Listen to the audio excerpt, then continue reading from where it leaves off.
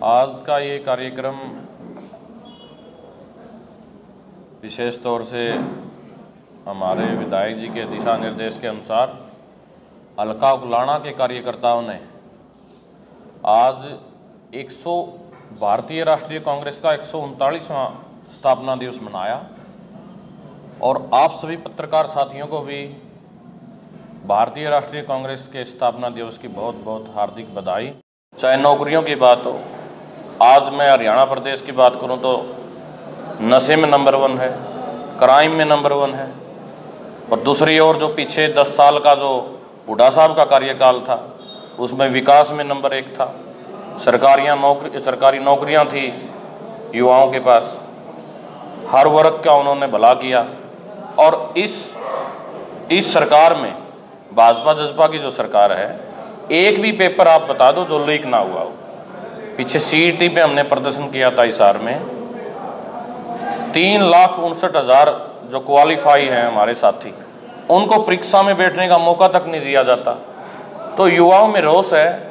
चाहे किसान आंदोलन की बात हो, युवा एक तरफा कांग्रेस के पक्ष में वोटिंग करेंगे और इस घमंडी नकारा भाजपा जजपा सरकार को हरियाणा से बाहर करने का काम करेंगे। विधायक जी, ब्लॉक लेवल से लेकर राष्ट्रीय लेवल तक कांग्रेस का स्थापना दिवस मनाया जा रहा है, क्या लगता है कि कांग्रेस एकजुट नजर आएगी? देखिए, सबसे पहले तो मैं सभी देश और प्रदेशवासियों को कांग्रेस पार्टी के 139वें स्थापना दिवस की हार्दिक शुभकामनाएं देता हूं। कांग्रेस पार्टी ने अपना गौरवशाली 138 वर्ष पूरे किए और 139वें में कदम रखा है।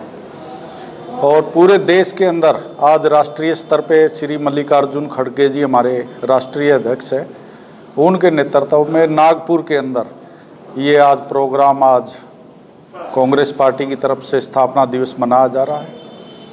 और जो आपने बात करी एकजुटता की, कांग्रेस पार्टी बिल्कुल नीचे बूथ स्तर से लेके और ऊपर संसद तक, चाहे हमारे सांसद हो चाहे विधायक हो विधानसभा के, सब एकजुट है। और कांग्रेस पार्टी के हमारे जो आने वाला चुनाव है 2024 का, चाहे वो विधानसभा का हो चाहे लोकसभा का, अप्रैल में आना, विधानसभा अक्टूबर में होना है, साथ भी हो सकता है। कांग्रेस पार्टी की पूरी तैयारियां हैं। हमारे AICC के डिस्ट्रिक्ट प्रभारी, हमारे जो है हल्का के प्रभारी कोऑर्डिनेटर, वो सब क्षेत्र के अंदर आए हुए, हमारे उकलाना के अंदर भी आए हुए हमारे कोऑर्डिनेटर, उन्होंने मीटिंग भी ली, अग्रोहा के अंदर भी ली, उकलाना में भी ली। और बूथ से लेके हम जो है हमारे चाहे जोन हो चाहे मंडल हो, उन सब के लिए हमने हमारे पदाधिकारियों की लिस्ट तैयार कर ली है। और कांग्रेस पार्टी बिल्कुल एकजुट होकर इस चुनाव में उतरेगी और 2024 में इस BJP की जो तानाशाही सरकार है, जिस प्रकार का रवैया आपने देखा, चाहे संसद में हो, विपक्ष के सांसदों को जब कोई भी बोलने का मौका आता है उनको सस्पेंड करके बाहर कर दिया जाता है और उसके बाद मन मर्जी के कानून BJP की ये सरकार पास करने का काम करती है, जो एक अलोकतांत्रिक असंवैधानिक तरीके से कानून बना रही है। और किस प्रकार से इस BJP की सरकार ने, चाहे हमारी EDI हो चाहे CB हो चाहे CBI हो चाहे जुडिशरी हो, सभी का दुरुपयोग करके विपक्ष के नेताओं को, प्रदेश देश की जनता को डराने का काम किया है। जो भी कोई मुद्दा उठाता है उसको जेल में डालने का काम करते हैं, उनके घर CBI की ED की रेड डाल के उनको दबाने का कार्य किया जाता है। अगर कोई नेता जो है BJP में चला जाता है, वो इनकी जो है कहते हैं कि BJP की वॉशिंग मशीन में धोने के बाद वो दूध का दूल्हा हो जाता है। जैसे कुलदीप बिश्नोई जी गए हैं, उनके जो है होटल सील हो गए थे, विदेशी प्रॉपर्टी थी, पासपोर्ट जब्त हो गए थे उनकी पत्नी का, उनके बेटे का, परंतु जैसे ही BJP में गए तो उनके प्रोग्रामों के अंदर उपराष्ट्रपति तक आ रहे हैं।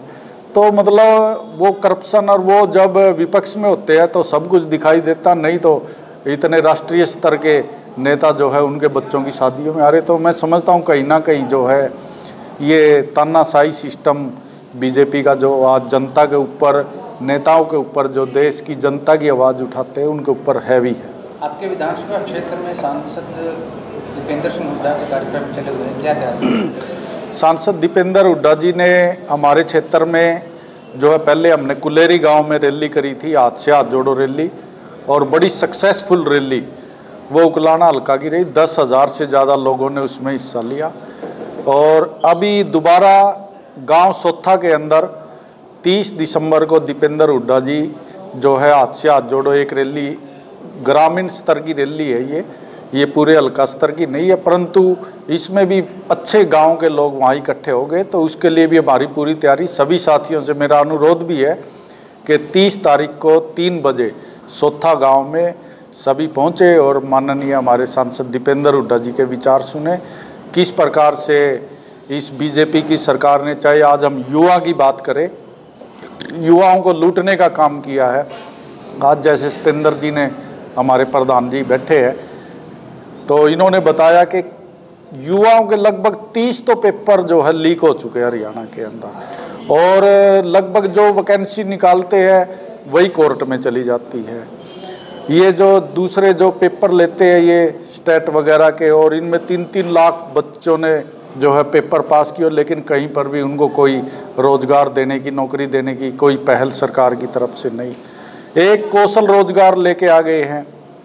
कौशल रोजगार के अंदर बच्चों को गुमराह किया जा रहा, कच्ची नौकरी बताते हैं 11 महीने के लिए, तनख्वाह 15,000 से 18,000 रुपये, और उसके अंदर भी मैं ये समझता हूँ कहीं रिजर्वेशन का प्रावधान ना, SC ST बैकवर्ड का कहीं रिजर्वेशन का प्रावधान नहीं। रिजर्वेशन को ख़त्म करने की पॉलिसी इनकी जो है कौशल रोजगार के तहत है। और एक लिस्ट अभी ताज़ा इन्होंने आउट करी है BDPO पंचायत ऑफिसर की पिछले सप्ताह कौशल रोजगार के तहत, उसके अंदर भी 7 BDPO की पोस्ट में से 5 बाहरी है और केवल 2 हरियाणा के युवाओं को मौका मिला। तो मैं समझता हूं कि हरियाणा के युवाओं के साथ ये सरकार कहीं ना कहीं धोखा कर रही है, और जो हरियाणा का युवा है वो इस सरकार में अपने आप को ठगा हुआ महसूस कर रहा। व्यापारी साथी, हमारे व्यापार मंडल के साथी बैठे हैं, श्याम सुंदर बंसल जी हमारे बीच में। व्यापारी भाई जो है इन्होंने सारा सिस्टम ऑनलाइन किया है, चाहे वो पेमेंट आती है वो भी ऑनलाइन है, मार्केट फीस है उसको भी जो है गठबंध करते रहते हैं। तो उससे व्यापारी वर्ग भी जो है, इनका व्यापार वो बिल्कुल ठप हो चुका है, व्यापारी वर्ग परेशान है। कर्मचारी साथी अगर कोई अपनी मांग करते हैं तो उनके ऊपर लाठियां बरसाने का काम करते। आंगनवाड़ी से लेकर चाहे सफाई कर्मचारी चौकीदार हो, चाहे उसके अंदर हमारे युवा अग्निवीर के जो युवा है वो हो, चाहे हमारे ओल्ड पेंशन स्कीम के कर्मचारी हो, सबके ऊपर इन्होंने लाठी चलाने का काम किया। मैं समझता हूं कि इस सरकार में कोई भी वर्ग जो है खुशहाल नहीं। किसानों की बात हम करें तो 3 काले कानून मोदी जी लेके आ गए थे, उसके अंदर जो है इन्होंने किसानों की ज़मीन जो बड़े बड़े पूंजीपतियों को देने का प्लान बना लिया था। और आज मैं समझता हूँ वो 3 काले कानून भी, जब 13 महीने हमारे किसान धरने पे बैठे रहे, 750 किसान शहीद हो गए, किसान पुट्ठे नहीं हटे, पीछे नहीं मुड़े, तब जाके वो कानून चुनाव को देखते हुए, जब भी यूपी और पंजाब का चुनाव आ गया था, इसलिए मोदी जी ने वापस लिए। और आज किसानों को ना खाद टाइम पे मिल रही है, ना दवाई मिल रही है। मेरी फसल मेरा ब्यौरा पोर्टल के तहत किसान जो है 4-4, 5-5 दिन जो है मंडियों में खड़े रहते, उनकी फसल को, उनका जो समर्थन मूल्य सरकार का है, जैसे धान का 2203 रुपये था और किसानों की फसल जो है 1700 से 1800 रुपये में खरीदी गई। तो मैं समझता हूँ कई प्रकार की दिक्कतें किसानों को रही है, तो किसान भी परेशान है। और हमारे बुजुर्ग है, जैसे बुजुर्गों की बुढ़ापा पेंशन, दुष्यंत चौटाला जी ने कहा था कि 5100 रुपये में समझौता हुआ है कि 5100 बुढ़ापा पेंशन करेंगे। इसी बात पे मैंने समर्थन किया बीजेपी, परंतु आज तक तो 2750 मिल रहे हैं बुजुर्गों को, वो भी अभी हुई है 1-2 महीने से। तो बुजुर्गों को भी इन्होंने 5100 के नाम पे ठगने का काम किया, हमारी विधवाओं की पेंशन काटने का काम किया, क्योंकि इन्होंने जो प्रॉपर्टी ID और PPP परिवार पहचान पत्र के तहत गरीब लोगों के BPL काटने का काम किया।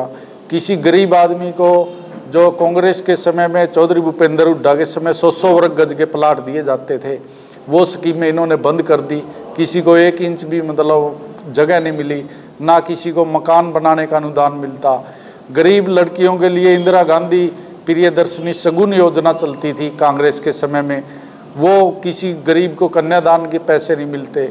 और मुझे तो ऐसा पता लगा जैसे हमारे उकलाना के अंदर से यहाँ से राज्य मंत्री अनूप दानक जी है, वो श्रम विभाग के मंत्री है, तो श्रम विभाग की कापी अगर कोई बनवाने जाता है हिसार, तो हमें तो ये पता लगा कापी बनवाने के भी 5-5 हज़ार रुपये कमीशन लिया जाता है। अगर कोई मकान पास करवाने जाता है तो उसका ये पता चला कि 20-20 हज़ार रुपये का कमीशन मांगा जाता है। तो इस प्रकार का करप्शन और भ्रष्टाचार ये जेजेपी और बीजेपी की सरकार में चल रहा है। और 2024 के लिए मैं समझता हूँ, चाहे चुनाव साथ में हो चाहे अलग अलग हो, कांग्रेस पार्टी विधानसभा लोकसभा दोनों चुनावों के लिए चौधरी भूपेंद्र हुड्डा जी के नेतृत्व में, चौधरी उदयभान जी के नेतृत्व में बिल्कुल तैयार है। और राष्ट्रीय स्तर पे हमारे मल्लिकार्जुन खड़गे जी, राहुल गांधी जी के नेतृत्व में कांग्रेस पार्टी सत्ता में वापसी करेगी, केंद्र में भी कांग्रेस की सरकार बनेगी और हरियाणा प्रदेश के अंदर चौधरी भूपेंद्र सिंह हुड्डा जी के नेतृत्व में कांग्रेस की सरकार बनेगी। जो दिक्कत जो समस्याएं जनता को है, चाहे वो शिक्षा की है, स्वास्थ्य की है, पानी की है, बिजली की है, तो सब समस्याओं का समाधान किया जाएगा। विधानसभा में मुख्यमंत्री ने गीता पर हाथ रखकर कसम खाई थी कि वो भ्रष्टाचारी अधिकारियों को नहीं बख्शेंगे। आपके विधानसभा क्षेत्र में लगभग 50 करोड़ की लागत से एक ब्रिज का निर्माण किया जा रहा है, वैकल्पिक रास्ता तक नहीं दिया गया, क्या कांग्रेस इसकी लड़ाई लड़ेगी? देखिए, गीता की कसम जो है, हम जैसे कोर्ट के अंदर देखते हैं मुजरिम भी झूठी कसम खाता है, वो गुनाह करके भी अपना गुनाह छुपाने की कोशिश करता है गीता के ऊपर हाथ रख के।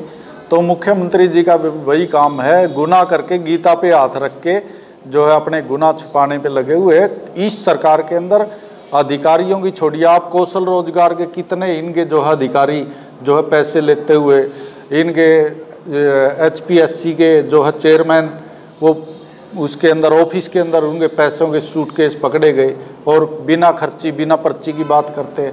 तो इनके तो अधिकारी और मंत्री सभी जो है वो भ्रष्टाचार के अंदर, करप्शन के अंदर लिप्त है। और मैं समझता हूँ इस सरकार को ये तो झूठी गीता की कसमें खाते, हरियाणा प्रदेश की जनता इनको के बारे में कसम खा चुकी है कि 2024 के अंदर इस भ्रष्टाचारी करप्शन लाठे डंडे की सरकार को उखाड़ फेंकने का काम करेंगे।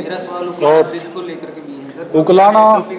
उकलाना ब्रिज का मैंने पहले भी उठाया है, कहीं पे सरकार ने पहले वैकल्पिक रास्ता जो है, पैरेलल रास्ता कहीं से भी बना के चौड़ा करके देना चाहिए था। इसके अंदर चाहे स्कूल के बच्चे हैं, एम्प्लॉइज है, चाहे किसान है, चाहे आम जनता है, बसों को रास्ता नहीं मिल रहा, बड़े बड़े लंबे लंबे ट्राले आ रहे हैं, बूढ़ा खेड़ा, प्रभुवाड़ा, बेरी अकबरपुर, साऊ, सभी गांव के ग्रामीण परेशान हैं। उनके गांव के घरों के अंदर से बड़ी बड़ी बसें और ट्राले निकल रहे हैं। और मैं समझता हूं कि ये बिल्कुल इस सरकार की नाकामी है। पहले एक जो है साइड से पैरेलल रास्ता वो देना चाहिए था, वैकल्पिक रास्ता देना चाहिए था। और मैं तो समझता हूं कि ये सरकार इसके नाम पे भी, वैकल्पिक रास्तों के नाम पे आप देखोगे, अगर आप इसका डिटेल निकलवाओगे तो आपको करोड़ों रुपए का घोटाला इसके अंदर देखने को मिलेगा कि हमने वैकल्पिक रास्ते दिए, परंतु वैकल्पिक रास्ता कहीं पर भी नज़र नहीं आ रहा। तो आप लड़ेंगे लोगों की लड़ाई? बिल्कुल, मैं लड़ रहा हूं। मैंने पहले भी स्टेटमेंट दी। एक दिन जब इन्होंने यहाँ बूढ़ा खेड़ा बिठमड़ा चौक के ऊपर मिट्टी डाली, रास्ता बंद किया, उधर सनियाना से लेके मुगलपुरा के अंदर बैरियर लगा के रास्ता बंद कर दिया।